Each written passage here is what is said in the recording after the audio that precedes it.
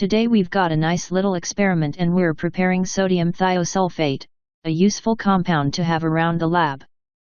Thiosulfate is a bit like sulfate, only with one of the 4 oxygen atoms having been replaced with a sulfur atom. In theory it's easy to make, so let's have a go. Here's our lineup of ingredients for the reaction. First of all, here's 30 grams of sodium bisulfite. Just a fine white powder with a faint aroma of sulfur dioxide. If you've got metabisulfite for home brewing, then this should also work. Just make sure you recalculate moles correctly using the right molecular weight. Okay, next up is our source of additional sulfur, so we've got 11.1 grams of elemental sulfur here, and this is going to be a 20% molar excess in order to ensure reaction is complete. It's less ODC than the metabisulfite is, but still available if you look carefully. And finally we've got sodium hydroxide, 11.5 grams of it here, which is stoichiometric with the sodium bisulfite. Basically the sodium hydroxide is going to react with the sodium bisulfite and form sodium sulfite. Then the sodium sulfite is going to react with the sulfur, sucking up an extra sulfur atom, forming sodium thiosulfate. We're going to do the reaction using 70 ml of water, so we've also measured this out ready. So here's the lineup. In principle this could be a nice bit of home chemistry as all the reagents here are ODC. So let's see. So we've got the sodium bisulfite in a 250 ml beaker, and this is on a hot plate stirrer. We'll place a stir bar in here. And first we'll add the 70 ml of water and commence stirring gently.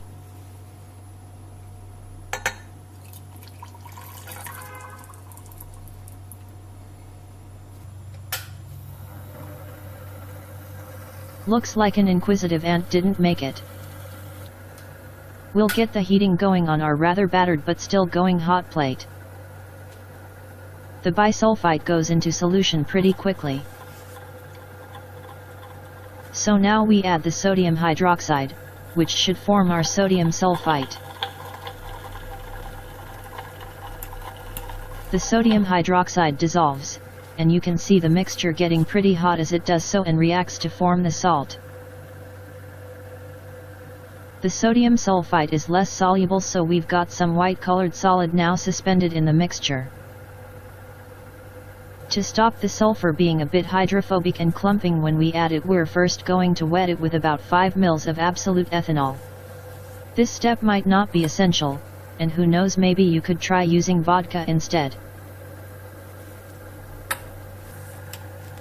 Okay, we've got a paste of sulfur now. So let's start adding it.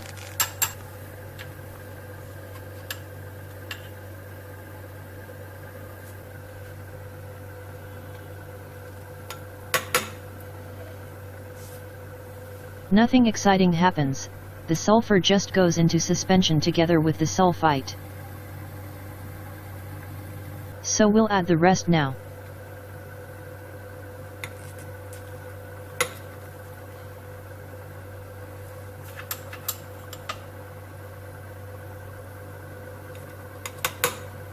Okay, here we go. We're now going to heat the mixture up to nearly boiling point, and stir there for a while. We notice that the color starts to change after about 20 minutes of heating. It starts to become more yellow in color, and then slightly orange.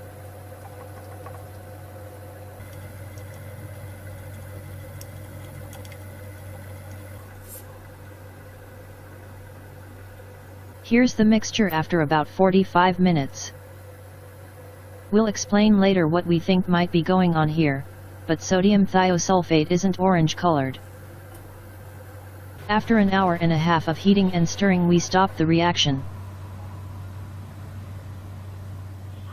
A fine sulfur precipitate in a red colored liquid, and the volume has reduced down with the heating to around 75 ml in total.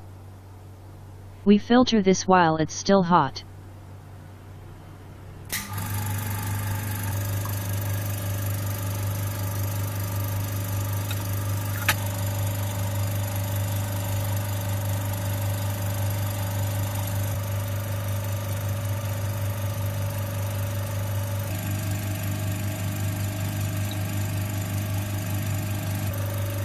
A couple of mils of water just to wash the sulfur in the filter.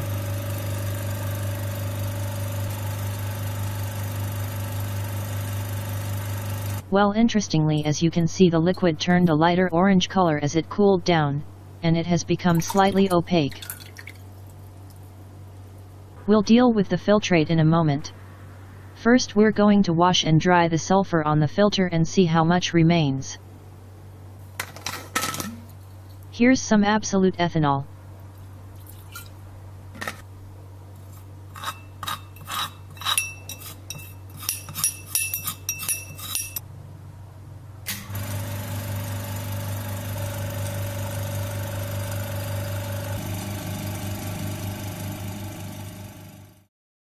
After careful drying, we're left with 1.3 grams of this gray-colored residual sulfur.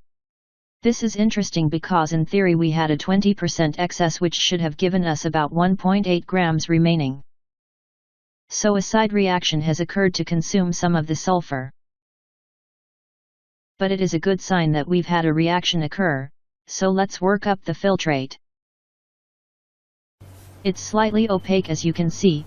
So first up, we're going to filter this again and see if we can start with a nice clear solution of products. It's also pretty viscous as it contains a lot of salts.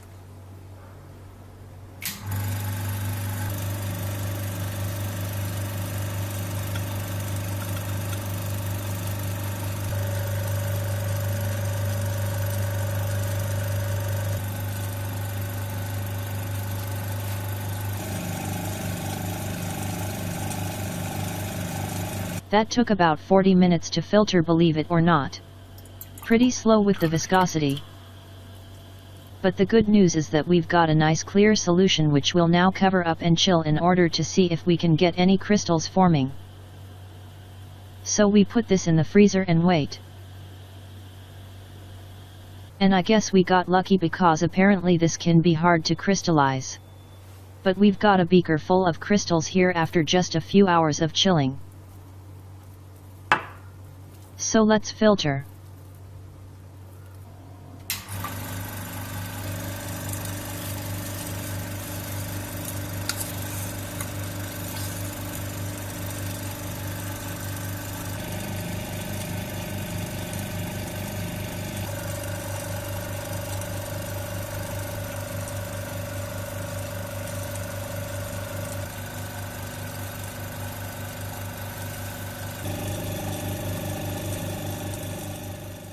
It was slow, but we've got the crystals out and we've saved the filtrate. The product is still a yellow color and has a slightly bad sulfur smell to it, so we figured we'd experiment and see if we could clear this up. Here's a little test using some absolute ethanol in a beaker.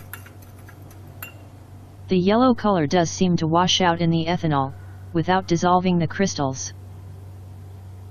So let's try this on the product in the filter. Color looks like it's coming out.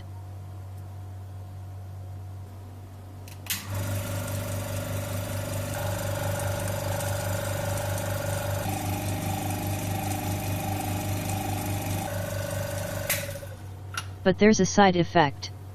The nice crystals we had appear to be changing form in the ethanol, very likely dehydrating as the water is sucked out.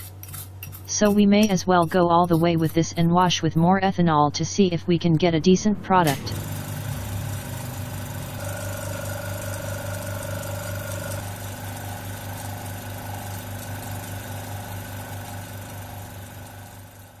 And here's what we end up with after a few ethanol washes. The crystals break down into a fine powder. Not all of the yellow color is gone, and there's still a pale yellow tint there, but the unpleasant sulfide aroma has gone. We've got 22.1 grams of product, which is our crude sodium thiosulfate. This normally forms big glassy crystals of the pentahydrate salt, but these were dehydrated by the ethanol wash. If what we've got here is the anhydrous salt, then the yield is 49% on starting sodium bisulfite.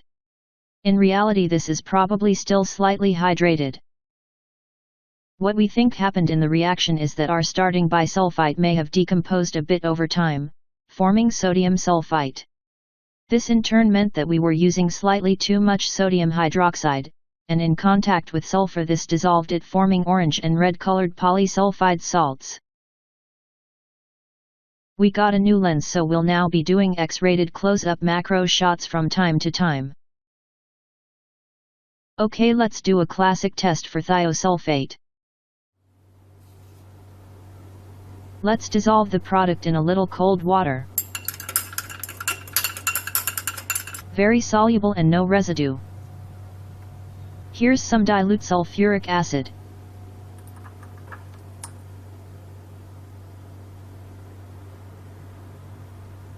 To begin with, nothing seems to happen.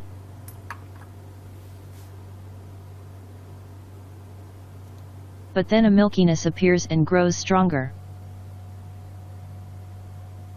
And after a minute there's a strong precipitate of yellow sulfur.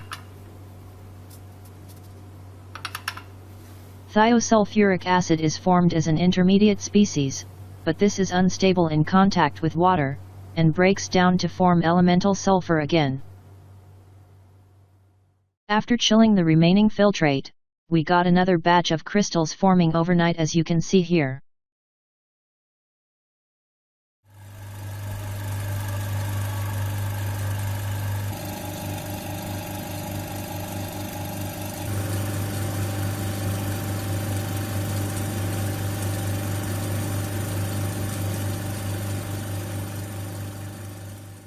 After filtering and ethanol washing again, we've got another 3 grams of crude product, although slightly more discolored than the first batch.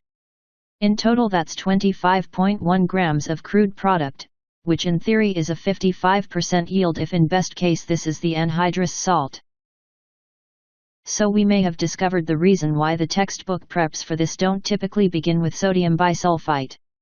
Even storing this in a sealed container for a while eventually results in some decomposition, and the consequence is that it becomes hard to get the stoichiometry of this reaction right, and gives side products which then make purifying the crude product much more difficult.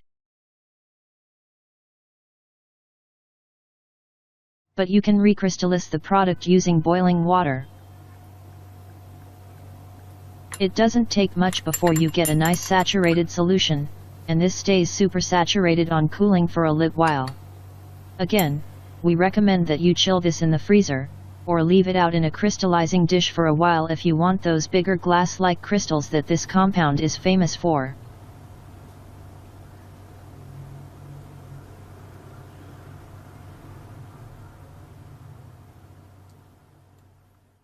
Bada bing bada boom.